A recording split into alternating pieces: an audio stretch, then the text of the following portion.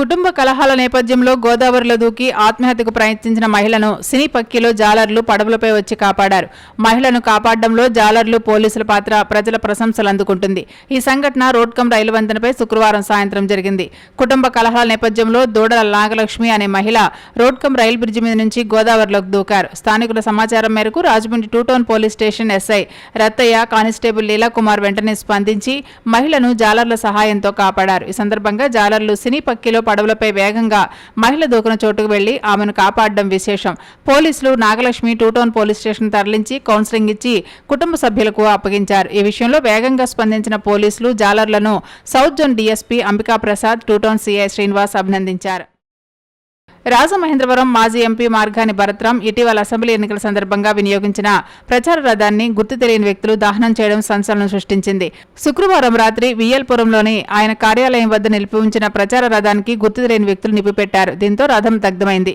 సమాచారాన్ని తెలుసుకున్న భరత్, వైసీపీ నాయకులు, పోలీసులు అక్కడికి చేరుకున్నారు. ఈ సంఘటనపై భరత్ దిగ్భ్రాంతిని వ్యక్తం చేశారు. అధికార పార్టీ దాడుల్లో భాగంగానే తన వాహనాన్ని దహనం చేశారని ఆరోపించారు. చారిత్రకంగా, సాంస్కృతికంగా ఎంతో పేరున్న రాజమహేంద్రవరంలో ఇలాంటి విష సంస్కృతికి ఆజ్యం పోశారని పరోక్షంగా ఇటీవల ఎన్నికైన ఎమ్మెల్యేపై ధ్వజమెత్తారు. ఈ విషయాన్ని తాను డీజీపీ దృష్టికి తీసుకెళ్తానని భరత్ చెప్పారు. పార్టీ కక్షల, వ్యక్తిగత కక్షల నేపథ్యంలో ఈ సంఘటన జరిగిందా అన్నది చర్చనీయాంశంగా మారింది. సీసీ కెమెరాలు, ఇతర ఆధారాల ద్వారా పోలీసులు దర్యాప్తు చేపట్టారు.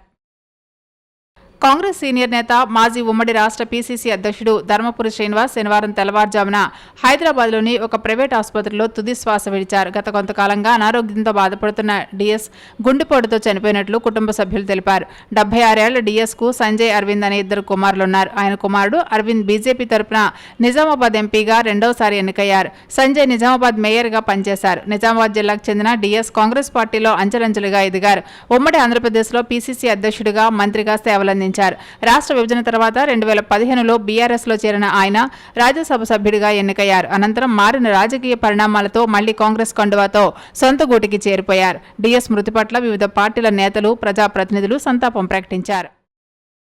తిరుమలలోని వైకుంఠం ఎదురుగా కీలకమైన డేటా ఉండే ఈడీపీ ఆఫీసులో శనివారం ఉదయం మంటలు చెలరేగాయి. ఏసీ కంప్రెసర్ నుంచి మంటలు చెలరేగడంతో ఫైర్ అలారం మోగింది. దీంతో వెంటనే అప్రమత్తమైన సిబ్బంది మంటలను అదుపులోకి తీసుకుని వచ్చారు. గత కొద్ది రోజులుగా తిరుమల తిరుపతి దేవస్థానంలోని అవినీతి, అక్రమాలపై విజిలెన్స్ అధికారులు విచారణ క్రమంలో ప్రమాదవశాత్తు జరిగిందా లేక కుట్రపూరితమా అన్నది చర్చనీయాంశంగా మారింది. ప్రముఖ హాస్య నటుడు ఆలీ రాజకీయాల నుంచి తప్పుకుంటున్నట్లు ప్రకటించారు. ఇకపై ఏ రాజకీయ పార్టీతోనూ సంబంధం పెట్టుకోనని ఆలీ ఓ వీడియో సందేశంలో స్పష్టం చేశారు. వైసీపీలో చేరిన ఆలీకి ఆ పార్టీ ఎలక్ట్రానిక్ మీడియా సలహాదారుడిగా నియమించింది. ఇటీవల ఎన్నికల్లో వైసీపీ పరాజయం పాలు కావడంతో ఆలీ తన పదవికి రాజీనామా చేసి రాజకీయాలకే గుడ్ బై చెప్పారు.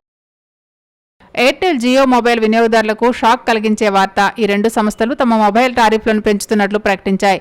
జూలై 3 నుంచి పెంచిన రేట్లు అమల్లోకి వస్తాయని ఎయిర్టెల్ తెలిపింది. టారిఫ్ల పెంపు 10 నుంచి 21% వరకు ఉంటుందని కంపెనీ తెలిపింది.